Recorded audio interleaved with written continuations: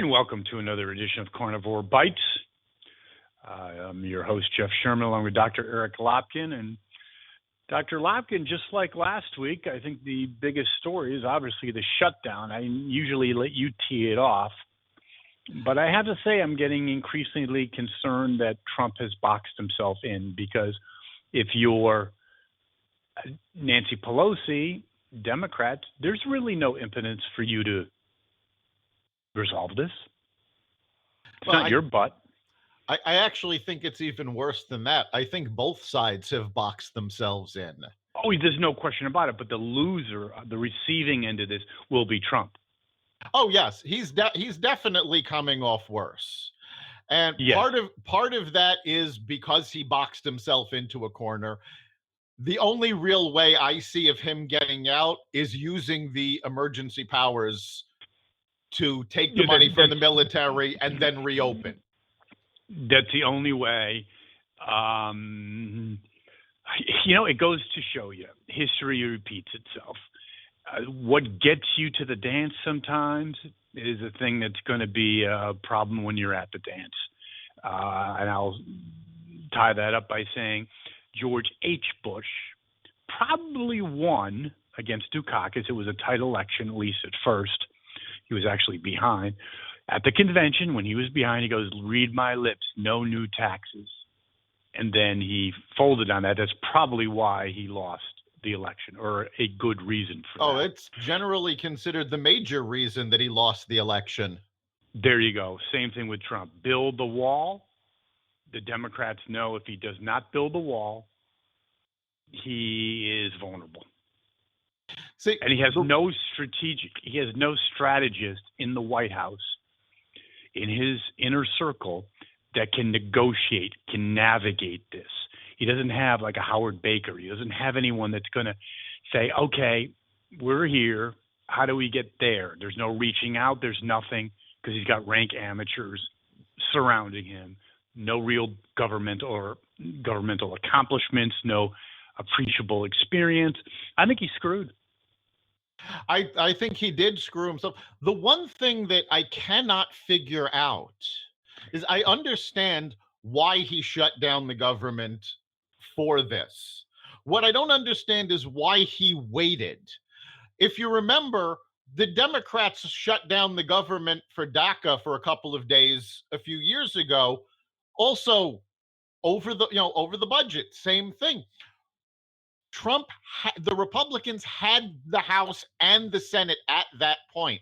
Why he didn't push it then, I can't figure out. Dr. Lopkin, you are once again correct. But the real scary part of all of this, and it is scary, make no mistake about it, is that you know that, I know that, and the scary thing is that people in his administration don't. Obviously, the time to do it was then. The Democrats were playing defensive. They were playing defense at that point with, the DACA, blah, blah, blah. And he waits till now. He backs himself in a corner.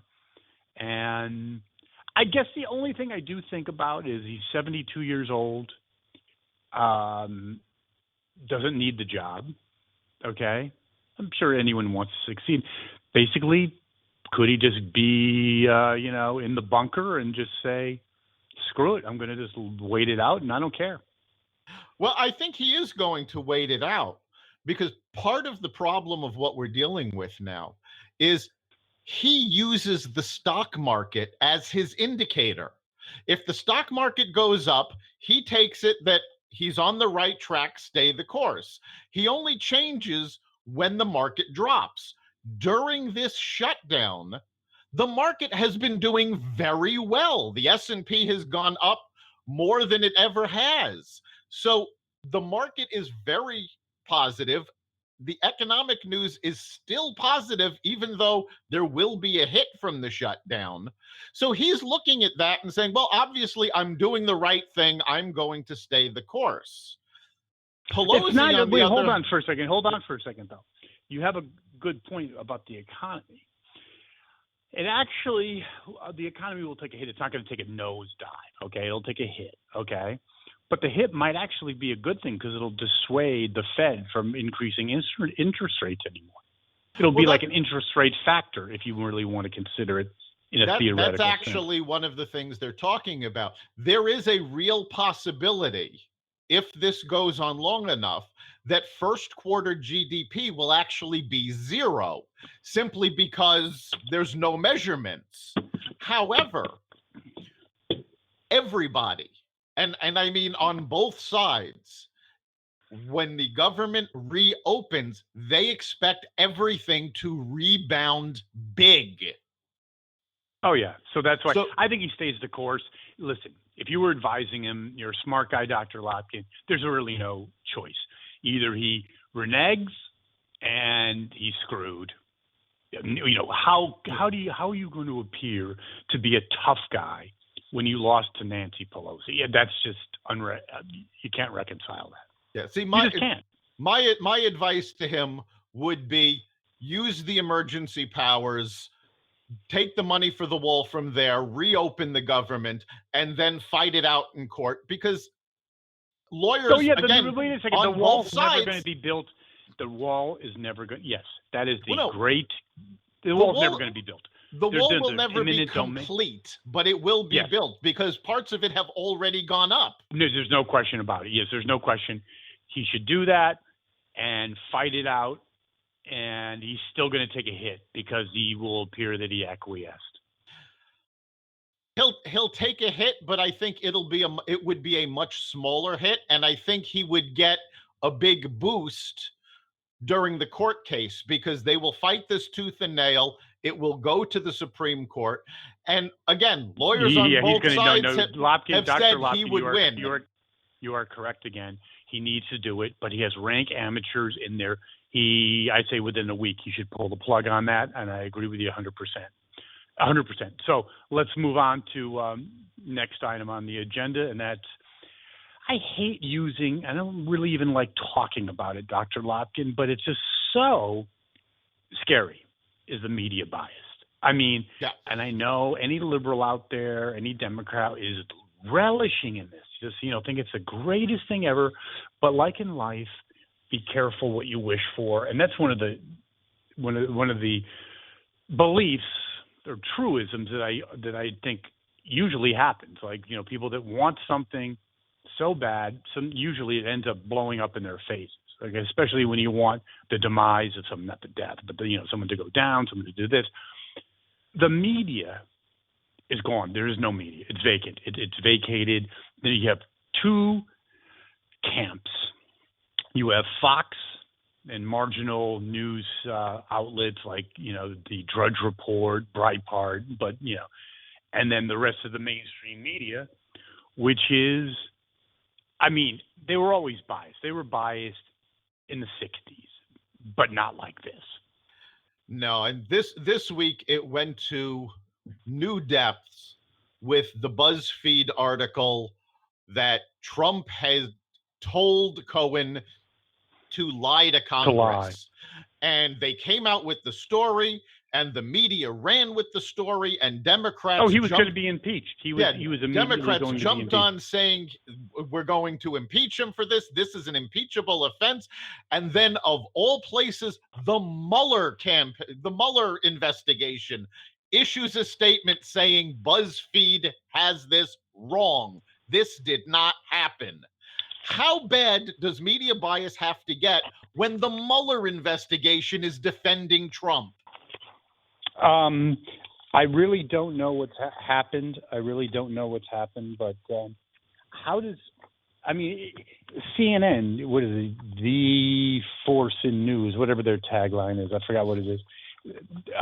They've lost all credibility. And you know something? Even from a business standpoint, we said this years ago on Carnivore Radio, that they had a real opportunity to seize.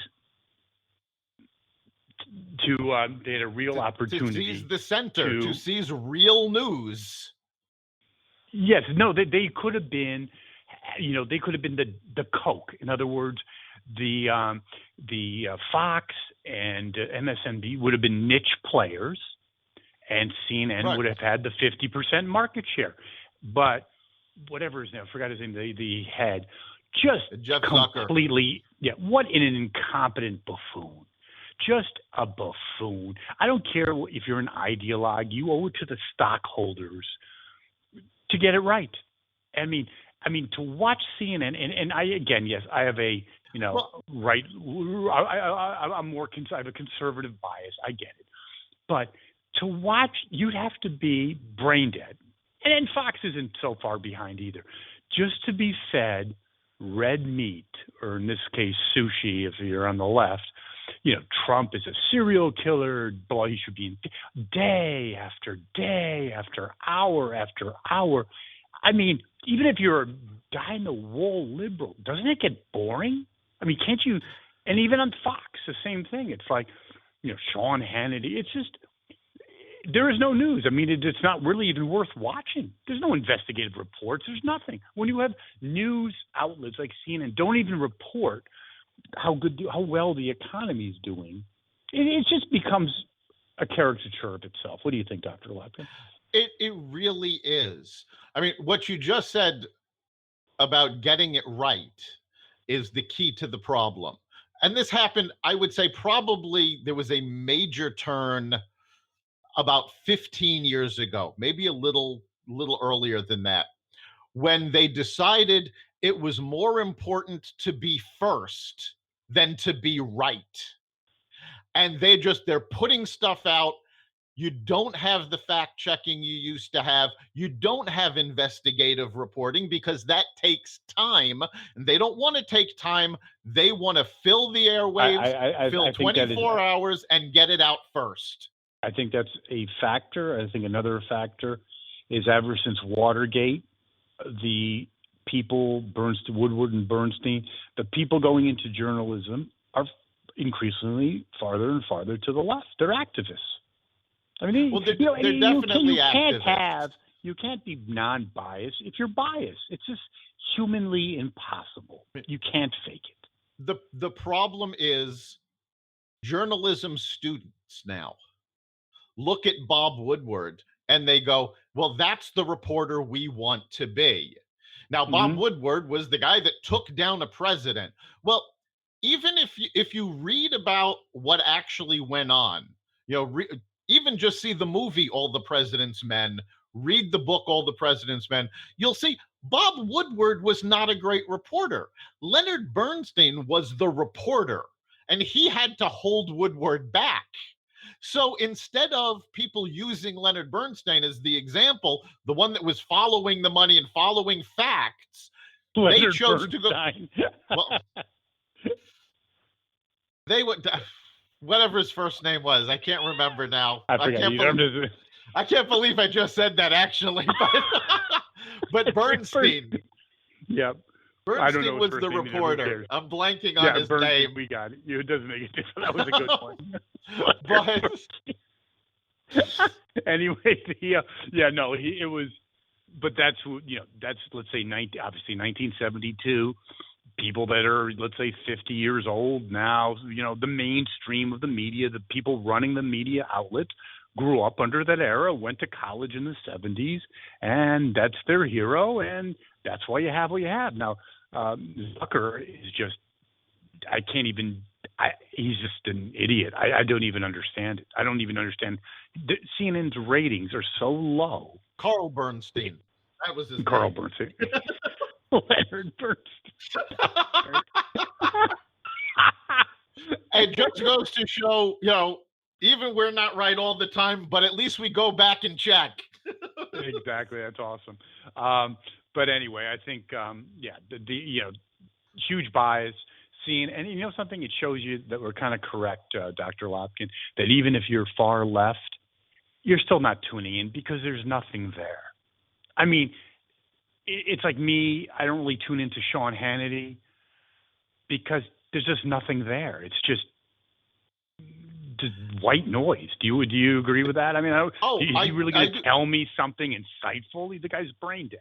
The only television news I watch on a regular basis is in the mornings, I turn on CNBC to find out what the markets are doing. That's about it. Yeah, no, I actually have to say, on both sides, I've just kind of opted out. And I really do believe in marketing and business opportunities. CNN's a damaged brand now. No, if they made some hoopla and They're all replaced damaged Tucker, brands. yeah, I mean, what a missed opportunity. They could have had, something, and it's so frustrating, Dr. Lopkin. You and I, anyone, not giving ourselves any accolades, anyone else could have put together a primetime lineup at CNN that would be fantastic. Have real debates, some like they used to, Firing Line and others, okay? And what a great lineup. Now the Anderson, Cooper, and all these other, it's just the same. I mean, it's unwatchable. It really is. It's the same thing over and over again. There's no real news anymore. And I mean, the fake outrage, like, has Trump crossed the line? And the Buzzfeed story proves it. Not just how wrong they got it, but the fact that Buzzfeed is being considered a legitimate news source. This is where you go for recipes and cat photos. It's ridiculous. Well, Dr. Lopkin, another great edition of Carnivore Bites. And, the Leonard Bernstein School of Journalism is being built as we speak. There we go. Take care. You've been listening to Carnivore Radio's podcast. You can catch us here every week. Carnivore Radio is part of the Xvadio podcast network. You can listen to the podcast at blogtalkradio.com/Xvadio.